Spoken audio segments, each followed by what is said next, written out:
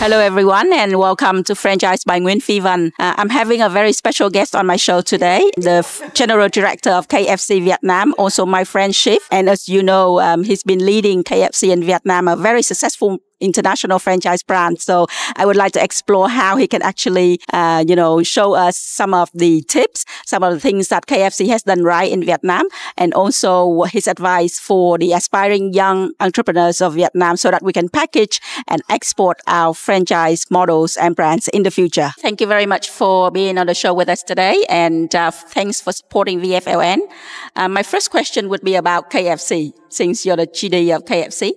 What do you think has made the success of KFC in Vietnam so far? Well, there are, of course, many reasons for KFC to be successful, but there are a few that I'd like to highlight. First of all, fried chicken as a category is kind of much more center of plate for Vietnamese consumers as, say, compared to something like a pizza or a burger.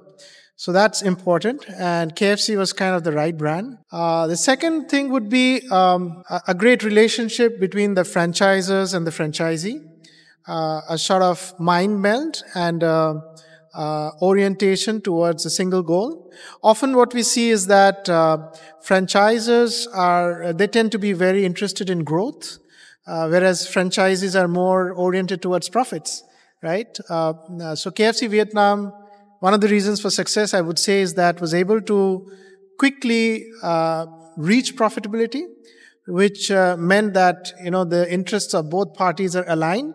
That helped in the growth. The other important reason for success must be the people, because it's now been a year that I've been here, and I'm really so impressed looking at the quality, not just of the management team, but also the restaurant team, the operations team, their enthusiasm, and more importantly, their passion for the brand really is impressive.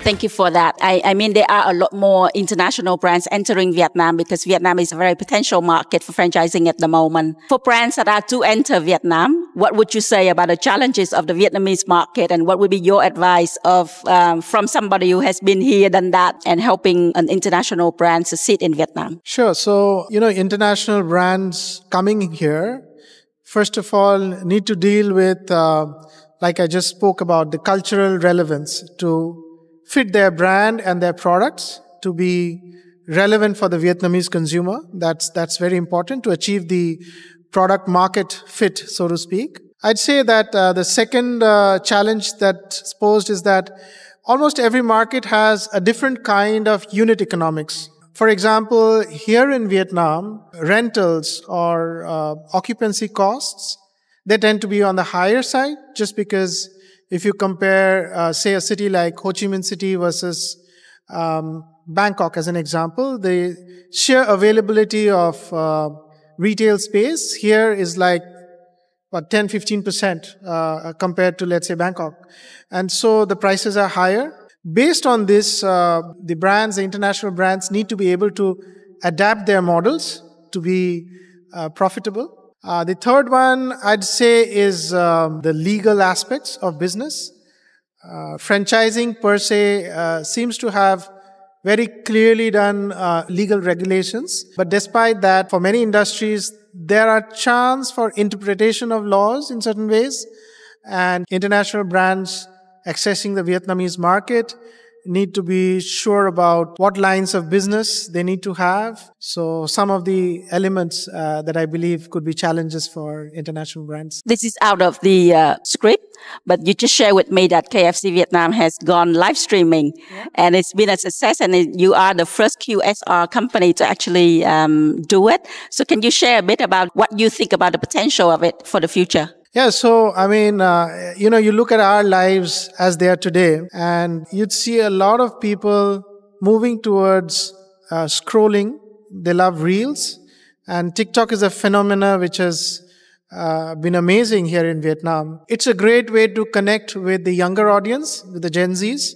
So, at KFC, of course, we always find an opportunity to connect with our consumer base, and Gen Zs are very relevant for us. And so we wanted to, see how we can connect with them on TikTok.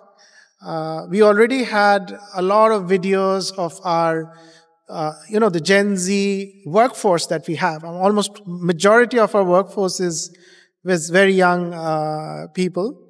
And then we wanted to extend it to actually being on TikTok Shop.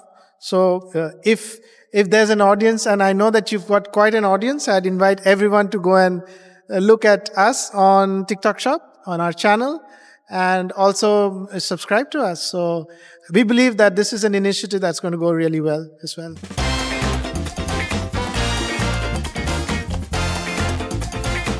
Last but not least, at VFLN, we are basically nurturing a new generation of franchisors that are homegrown, with a wish that we would be able to export the F&B models overseas.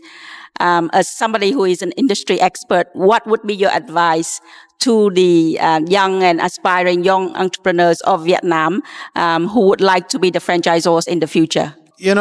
Starting up and expanding to any country is basically a startup, right? And the only thing about this which is different is that the concept is probably already there. It's already successful here in Vietnam. But it's almost like when you try to do a franchising initiative, you really have to flip your roles. So we always look at this analogy of in sports where you've got a player and you've got a coach. So these are dramatically different things. And so you almost have to transform yourself from being a player to a coach. And what a coach does is that the coach really understands very deeply the key reasons for success of a business.